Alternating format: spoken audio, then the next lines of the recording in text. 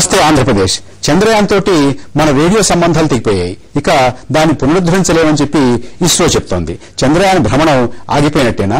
చంద్రయాన్ నుంచి మనకు రావాల్సినటువంటి సమాచారం ఏ మేరకు వచ్చింది? 95% వచ్చిందనేటువంటి మాట నిజమేనా? దానివల్ల ప్రయోజనాలు ఏమిటి? చంద్రయాన్ ఎందుకు ఆగిపోయింది? చంద్రయాన్ 2 వల్ల దీంట్లో నేర్చుకోదగినటువంటి పాఠాలు ఏమిటి? చంద్రయాన్ 2 మనం ఎప్పుడు ప్రయోగించవచ్చు అనేటటువంటి విషయాల మీద ఇవాళ దృష్టి సారిద్దాం. ఇవాళ చర్చలో పాల్గొనడానికి భౌతిక శాస్త్ర ఆచార్యులు professor Subbarao, department of atomic ఎనర్జీలో అసోసియేట్ డైరెక్టర్ గా పదవీ విరమణ చేసిన ప్రొఫెసర్ శ్రీహరి మనతో ఉన్నారు. మన చర్చను ప్రారంభించుకునే ముందు ఈ గడిలో ఉన్నటువంటి ముఖ్యమైనటువంటి వార్తాంశాన్ని ఒకసారి చూద్దాం. అర్ధాంతరంగా ముగిసిన చంద్రయాన్ 1 ప్రాజెక్ట్, ఇస్రోతో తగిన శాటిలైట్ లింక్.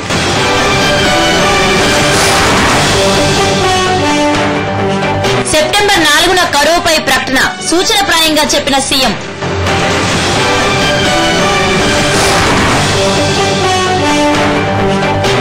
కేజీ బేసిన్ లో వాటాపై గళమెత్తిన పీఆర్పీ, కాకినాడలో భారీ ధర్నా.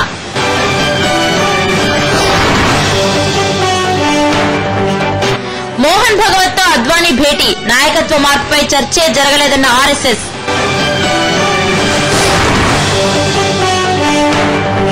తొలిసారిగా ముగ్గురికి ఖేల్ రత్న ప్రదానం, సైనాకు అర్జున, గోపీచంద్ కు ద్రోణాచార్య. ప్రొఫెసర్ శ్రీహరి గారు, మనం చంద్రయాన్ లో అప్పుడు ఆ మధ్య కాస్తంత మాల్ ఫంక్షన్ వచ్చినప్పుడు మనం మాట్లాడుకున్నాం. అప్పటికి ఇప్పటికి అంటే అప్పుడు ఇది బాగానే చేశాము, కాస్తంత పైకి ఎగిరిన తర్వాత ఇంకొంచెం పైకి ఎత్తు పెంచి మనకి బాగానే ఫొటోస్ అవి బాగానే వస్తున్నాయి, ఇది కొనసాగుతుంది అనేటువంటి ఆశాభావం మీరందరూ కూడా వ్యక్తం చేశారు. ఏం జరిగింది ఇప్పుడు?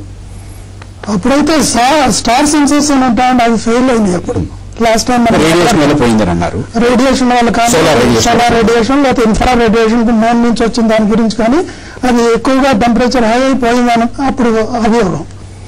ఇప్పుడు వేరుగా ఏంటంటే అది రేడియో లింక్ పోయిందండి, టెలిమెట్రీ లింక్ పోయింది. లింక్ పోయిందంటే దానికి మనం సిగ్నల్స్ పంపించలేం, దాని నుంచి మనం సిగ్నల్స్ తీసుకోలేం. దీనివల్ల ఏంటి, అది ఏం జరుగుతుందో మనకు తెలియదు. ఇప్పుడు ఇదివరకు స్టార్ సెన్సర్స్ ఫెయిల్ అయితే గైరోస్కోప్ పెట్టి దాన్ని సిసిడి కెమెరాస్ ఓరియంటేషన్ సరిగ్గా చేసి మనం చూడగలిగాం. ఫోటోలు తీసుకుని కొంచెం లో రిజల్యూషన్ కొంచెం తేడా వచ్చి తీసుకున్నాం. ఇప్పుడు దానివల్ల మనం కరెక్ట్ చేయగలిగాం దాన్ని. ఇప్పుడు కరెక్షన్ కూడా చేయలేం మనం. అది ఏం జరుగుతుందో రేడియో లింక్ పోవడంతో మనం ఏం జరుగుతుందో తెలియదు. పునరుద్ధరించడానికి కొంత ప్రయత్నం చేశారు, చాలా చేశారు. ఆల్మోస్ట్ ఇప్పుడు 12 hours పైన చేశారు వాళ్ళు. రాత్రి ఎప్పుడో 1 గంటన్నరకి పోయింది అది లింక్. అది 12:25 వరకు అది పంపిస్తానని డేటా 1:25 పోయింది అది లింక్, టెలిమెట్రీ లింక్. అంటే సామాన్యులకి రేడియో లింక్ ఎందుకు పోతుంది అనేటువంటి ప్రశ్న వస్తుంది. గతంలో స్టార్ సెన్సర్స్ పోయినప్పుడు ఇది సోలార్ రేడియేషన్ వల్ల పోయాయి, అందులో మాల్ ఫంక్షన్ వచ్చింది, సరిగ్గా పని చేయట్లేదు అని అన్నారు. రేడియో లింక్ ఎందుకు పోతుంది? ఇది 2 కారణాలు ఉండొచ్చు అండి. ఒకటేమో లోపల ఇన్స్ట్రుమెంట్ ఫెయిల్యూర్ ఉండవచ్చు. ఇప్పుడు సిగ్నల్ డేటా తీసుకుంటుంది, దాన్ని ట్రాన్స్మిట్ చేసి యాంప్లిఫై చేసి టెలిమెట్రీ ద్వారా మనం పంపిస్తాం, అది తీసుకోవాలి. ఆ సిస్టమ్ అందులో ఉంటుంది, అది ఫెయిల్యూర్ అవ్వచ్చు. లేకపోతే సోలార్ రేడియేషన్ వల్ల ఆ ఇన్స్ట్రుమెంట్స్ అవుటర్ షీల్డ్ అది బాగా ఇదివరకు హీట్ ఎక్కింది, ఇంకా లేకపోతే దాన్ని స్టాండ్ బై కూడా ఉంటుంది. ఒకటి పోయినా రెండవది చేయాలి పని, అది కూడా పోయింది అంటే 2 విధాలుగానే ఫెయిల్యూర్ ఉందని అర్థం. సుబ్బారావు గారు, మీకేమనిపిస్తుంది, ఎందుచేత పోయి ఉంటుంది? ఈ స్టార్ సెన్సార్ అనేది ఈ శాటిలైట్ చంద్రయాన్ 1కి దిశానిర్దేశం చేస్తుందండి. అది ఎప్పుడైతే ఫెయిల్ అయిందో ఇక గ్రోపింగ్ అండ్ డార్క్నెస్, చీకట్లో టచ్చాట్లైట్ అని అర్థం అనిపిస్తుంది. అప్పుడే చెప్పారు డైరెక్టర్, ఇస్రో డైరెక్టర్ వాళ్ళు చెప్పారు, ఇది ఇంకా ఇంతకుముందు సక్సెస్ కాకపోవచ్చు అని అన్నారు. ఇది ఎప్పుడైతే చీకట్లో టచ్చాటం ఆరంభించిందో ఇక్కడ ఇన్స్ట్రుమెంట్ ఫెయిల్ కావచ్చు, లేకపోతే ఇక్కడ పంపించే ఇన్స్ట్రుమెంట్ సిగ్నల్స్ అక్కడ కరెక్ట్గా చేరకపోవచ్చు. ఈ కారణాల వల్ల ఇప్పటికి కూడా ఫెయిల్ అయింది అనుకోవడం కన్నా సిగ్నల్స్ అందుకోలేదు. అంటే గతంలో వచ్చినటువంటి ఇబ్బంది స్టార్ సెన్సర్ సోలార్ రేడియేషన్ ఎక్కువ వల్ల పోయింది అని అన్నారు. దాన్ని అధిగమించి ఎలా అధిగమించామంటే దాని వంపు కొంచెం మారినా మీరు గ్రోపింగ్ ఇన్ డార్క్నెస్ అన్నా కూడా కొంత ఆల్టిట్యూడ్ పెంచాము, లో రెజల్యూషన్ లో మనకి ఫొటోస్ వస్తున్నాయని అనుకున్నాము. ఇప్పుడు అసలు ఏదన్నా నిజంగా అక్కడ ఫోటో తీస్తున్నా కూడా ఆ ఫోటో ఇక్కడికి అందేది లేదు, ఇక్కడి నుంచి మనం ఇచ్చేటువంటి సంకేతాలు అక్కడ పుచ్చుకునేది లేదు. ఎందుకంటే మొత్తం రేడియో కాంటాక్ట్ దెబ్బతినేస్తుంది పూర్తిగా. రేడియో కాంటాక్ట్ దెబ్బతింటుంది అని అంటే ఇందాక శ్రీహరి గారు మాట చెప్పారు, దీనికి స్టాండ్ బై కూడా ఉంటుంది, ఒక ప్రత్యామ్నాయం కూడా ఉంటుంది. అంటే ఒకేసారి మూలంగా ఉన్నటువంటి రేడియో కాంటాక్ట్ పోవడము, ప్రత్యామ్నాయం కూడా పోవడం, ఇది ఎలా సంభవం అవుతుంది? ఇది ఒకేసారి పోవడం కాదండి. అంతకుముందు కూడా ఆ ఫెయిల్ కాకముందు 70,000 ఫోటోగ్రాఫ్లు తీసాం మనం. ఆ ఫోటోగ్రాఫీలో మనకు చంద్రుని ఉన్నటువంటి క్రాటర్స్, అక్కడ ఉన్నటువంటి విషయాలని, అక్కడ ఉండే కెమికల్స్ అని తెలిసాయి. తర్వాత ఆగస్టు 21 ఒక వారం కిందటే ఈ నాసా వాళ్ళు మన ఇండియన్స్ కలిసి ఈ చంద్రుడి ఉత్తర ధ్రువంలో ఉన్నటువంటి ఒక క్రాటర్ మీద ఐస్ ఉందేమని కూడా దాని గురించి సమాచారం కూడా అందింది. అంటే ఆగస్టు 25 వరకు పనిచేసింది. రాత్రి 1:30 పోతే ఇంకా హోప్ ఉంది అనమాట మన వాళ్ళకి. అది కంప్లీట్గా ఫెయిల్ అయితే కాదు, అంటే ఆ 1:30 గంట వరకు చేస్తూ ఉంది. నా ఉద్దేశం ఏమనిపిస్తుందంటే ఏమో మళ్ళీ యాక్టివేట్ కావచ్చు. మీకు ఇంకా ఆశ ఉన్నది, ఎందుకంటే యాక్టివేట్ చేయడానికి ప్రయత్నిస్తున్నారు. అప్పుడు యాక్టివేట్ కావచ్చు, అక్కడ ఇన్స్ట్రుమెంట్స్ ఏమైనా అయితే మళ్ళీ యాక్టివేట్ కావచ్చు. తర్వాత ఈ చంద్రుడి చరిత్రుడు అండి దోషాలు అంటే మనం వరకు చెప్పుకున్నా కూడా ఈ వినాయక చవితి కాలంలో ఈ చవిత్ర చాలా నిందల లోపాలని అది తిరిగి ఉండొచ్చు. ఆ నిందలు అధిగమించి మళ్ళీ చంద్రుడిని మనం సరిగా స్టడీ చేయడానికి సుబ్బారావు గారికి ఇంకొంచెం ఆశ ఉంది. అంటే ఇస్రో అంత తెలుగుగా మాట చెప్పాలనుకోండి, చాలా ప్రయత్నం చేశారు, అనేక మంది ప్రయత్నం చేశారు. దాదాపుగా 12 గంటలు ప్రయత్నం చేసిన తర్వాత ఇక వీలు కాదు అనుకున్నారు, కాదని చెప్పేశారు, కాదు అయిపోయిందని కూడా అన్నారు. అయితే ఇంకా ఏమైనా మీకు కూడా అనిపిస్తుందా?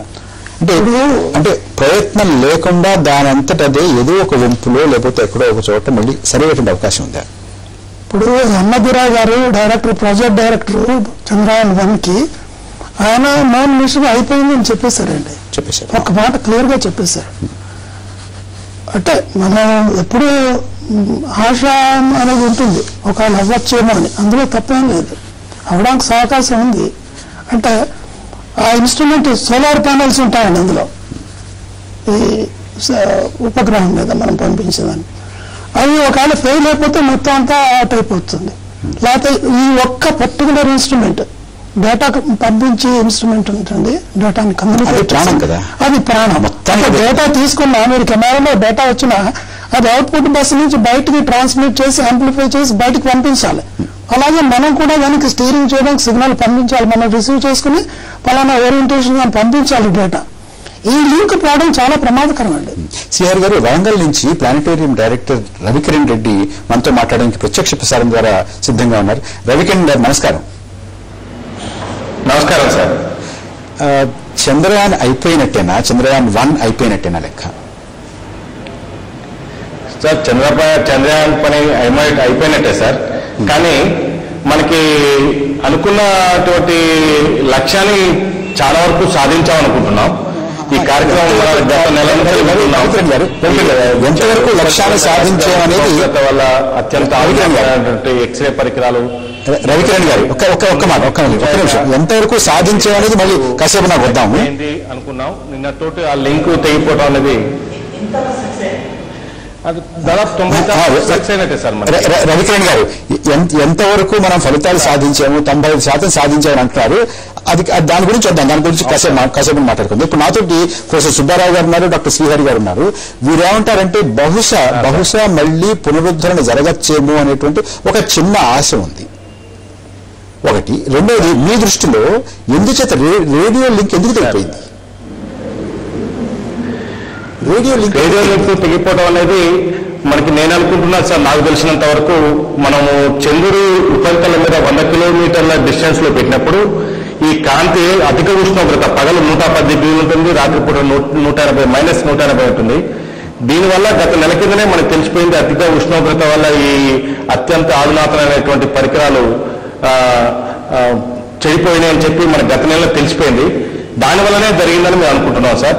అది దాదాపుగా ఈ పరికరాలు ఎఫెక్ట్ కావటం వల్ల మనకి ఈ ప్రోగ్రామ్ అయిపోయింది అనుకుంటున్నాం. అంటే మామూలుగా అయితే ఒకటి స్టాండ్ బై కూడా ఉంటుంది కదా, అక్కడి నుంచి డేటా పంపించేటువంటి బస్సు ఒక స్టాండ్ బై కూడా ఉంటుంది. ఒకేసారి సహజంగా ఒరిజినల్ గా ఉన్నటువంటిది స్టాండ్ బై రెండు కూడా ఒకేసారి విఫలం అయ్యే అవకాశం ఉందా? అంటే స్టాండ్ బై అంత బలహీనంగా ఉందా? అంటే వాళ్ళు ఊహించిన దానికన్నా అధిక ఉష్ణోగ్రత అక్కడ క్రియేట్ కావటం వల్ల సార్, రిఫ్లెక్ట్ అయ్యి దాని మీద ఎఫెక్ట్ పడటం వల్లనే అది జరిగిందని అనుకుంటున్నాం సార్.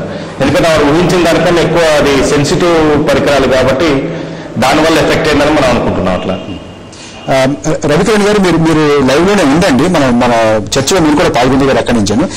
శ్రీహరి గారు, అంటే అనుకున్న దానికన్నా ఉష్ణోగ్రత చాలా ఎక్కువగా ఉంది. అంటే సోలార్ రేడియేషన్ మనం గతంలో వచ్చినటువంటి మాల్ ఫంక్షన్ కి ముఖ్యమైనటువంటి స్టార్ సెన్సర్స్ పోవడానికి ముఖ్యమైనటువంటి కారణం అదే అని అనుకున్నాను.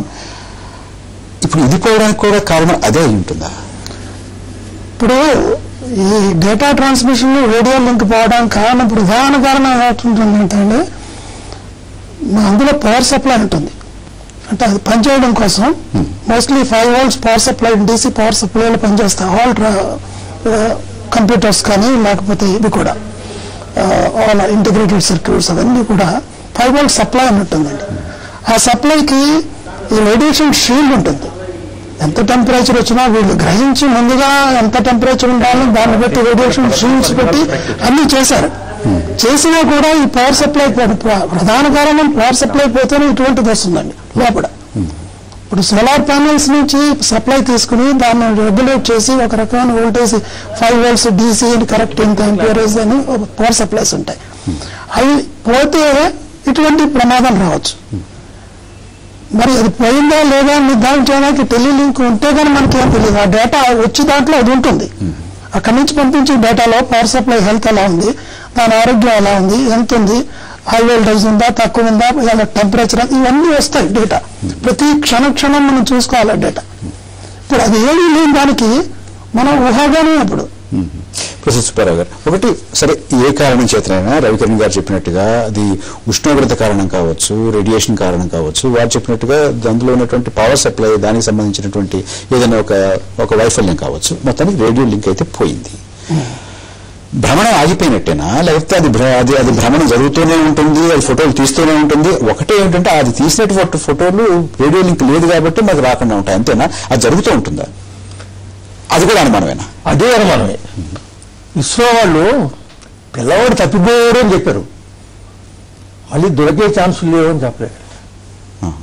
కాబట్టి అది తిరుగుతుండదు. కానీ దాన్ని యాక్టివేట్ చేసి మళ్ళీ మనం రిసీవ్ చేసుకోవడానికి ప్రయత్నాలు జరగాలి. అంతకన్నా మన చేతుల్లో ఉంది అదే.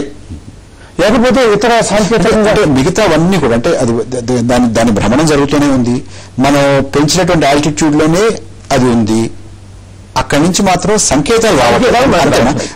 రవికిరణ్ గారు ఉన్నారా ఓడిపోయారా? రవికిరణ్ గారు ఆ భ్రమణం అలాగే జరుగుతూ ఉందా? అంటే అది తీస్తోంది, ఫోటోలు తీస్తోంది, రేడియో లింక్ లేనందువల్ల మనకు రావట్లేదు, అంతేనా? హలో రవికిరణ్ గారు వినపడుతుందా? అంటే దాని భ్రమణం అయితే ఆగలేదు, అది ఫోటోలు తీస్తూనే ఉంది. అయితే రేడియో లింక్ లేనందువల్ల అది తీసినటువంటి ఫోటోగ్రాఫ్స్ మనకి చేరటం లేదు, ఇక్కడి నుంచి మనం పంపించేటువంటి సంకేతాలు దానికి అందట్లేదు, అంతేనా తేడా? అంతే సార్. ప్రధానంగా ఏంటంటే ఈ వాళ్ళు కొన్ని వేల ఫోటోలు, ఇప్పటికీ దాదాపు ఒక 75,000 ఫోటోలు వాళ్ళు పంపించింది అది మనకి శాటిలైట్.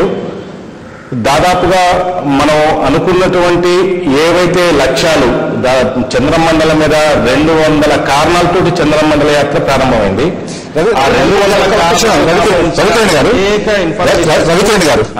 ఒక్క క్షణం, అసలు మనం పంపించే లక్ష్యం ఏమిటి, ఆ లక్ష్యంలో ఎంతవరకు మనం సాధించుకోగలిగేవో, ఎంతవరకు ఆ లక్ష్యాలు సిద్ధించాయి అనేటటువంటి వివరాల్లోకి వెళదాం ఒక చిన్న విరామం తీసుకున్న తర్వాత.